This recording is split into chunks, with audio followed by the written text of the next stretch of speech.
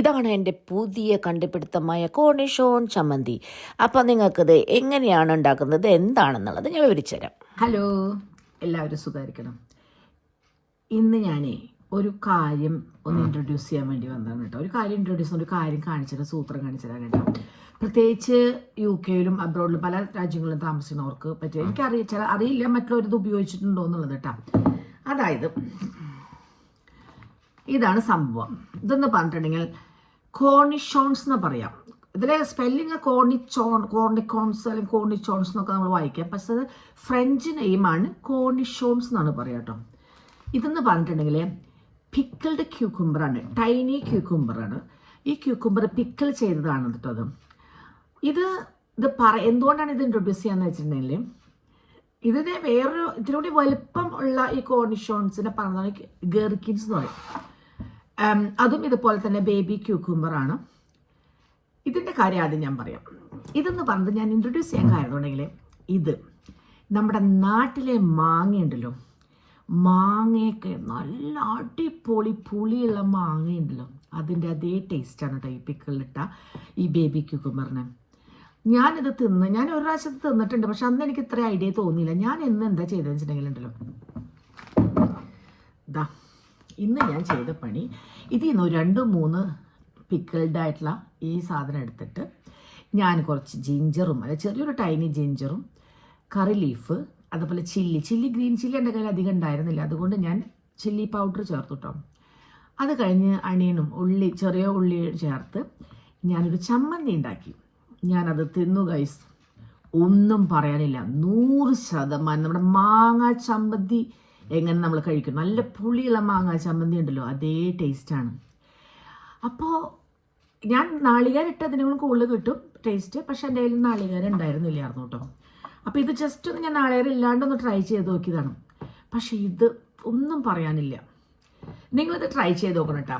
ഇതിൻ്റെ പേര് കോർണിഷോൺസ് എന്നാണ് സൂപ്പർ മാർക്കറ്റിലെ പേര്. കാരണം ഗെർക്കിൻസ് നോക്കി വാങ്ങരുത്. ഗെർക്കിൻസ് എന്ന് പറഞ്ഞാൽ ഇത്തിരി സൈസ് കൂടുതലായിരിക്കും. അപ്പോൾ ഇത് ഫ്രഞ്ച്, USA, അമേരിക്കക്കാരൊക്കെയാണ് ഈ കോർണിഷോൺസ് എന്ന് നമ്മൾ പറയും സാധാരണ. ചിലർ ഇവിടെയൊക്കെ ഗെർക്കിൻസ് എന്ന് പറയും, പിക്കിൾഡ് ഗെർക്കിൻസ് എന്ന് പറയും. പക്ഷെ പിക്കിൾഡ് ഗെർക്കിൻ കുറച്ചുകൂടി സൈസ് കൂടുതലാണ്. ഒപ്പം അതിൻ്റെ ടേസ്റ്റ് സൗറും ഒരു സ്വീറ്റ് ടേസ്റ്റാണ് കേട്ടോ. അതിൻ്റെ ക്രഞ്ചിയാണ്, ഇതും ക്രഞ്ചിയാണ്. ഇത് പക്ഷേ ഫുൾ സൗറിയാണ്, ഭയങ്കര പുളിപ്പാണ്.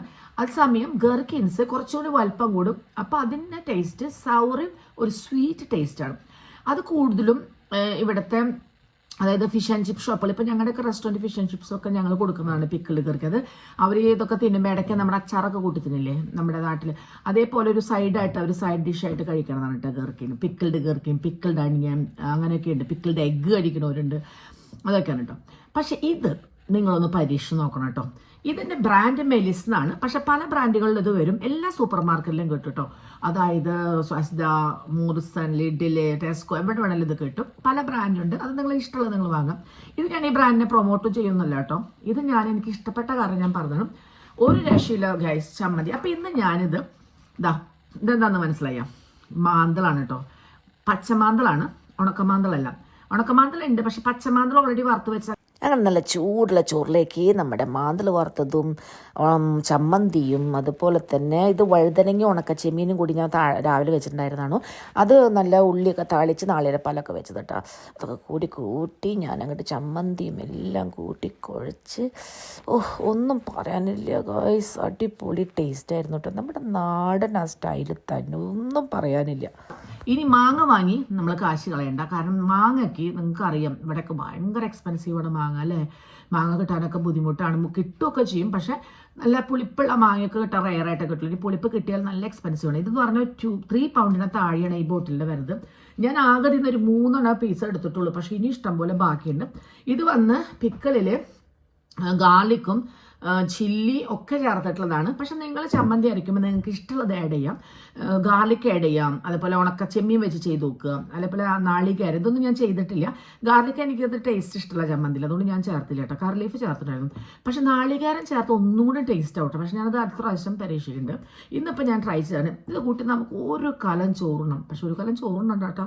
പക്ഷേ ഞാൻ പറയണത് നല്ല ടേസ്റ്റാണ് ഗൈസ്. നിങ്ങളൊന്ന് പരീക്ഷിച്ച് നോക്കിയിട്ട് എന്നെ അറിയിക്കണം കേട്ടോ, മീൻസ് കമൻറ്റ് ചെയ്യണം. അപ്പോൾ ഇത് എല്ലാവരും ഒന്ന് പരീക്ഷിച്ച് നോക്കുക. നാട്ടിലും കിട്ടുമായിരിക്കും, എനിക്കറിയില്ല. പക്ഷെ ഇത് ഇവിടെ UK ഭയങ്കരമായിട്ട് കിട്ടുന്ന സാധനമാണ് കേട്ടോ. അപ്പോൾ നിങ്ങളെല്ലാവരും ഇത് പരീക്ഷിച്ച് നോക്കി. ഇഷ്ടപ്പെട്ട ലൈക്ക് ചെയ്യുക, കമൻറ്റ് ചെയ്യുക, എൻ്റെ ചാനൽ സബ്സ്ക്രൈബ് ചെയ്യുക. അപ്പോൾ thank you for watching my video. See you, bye by.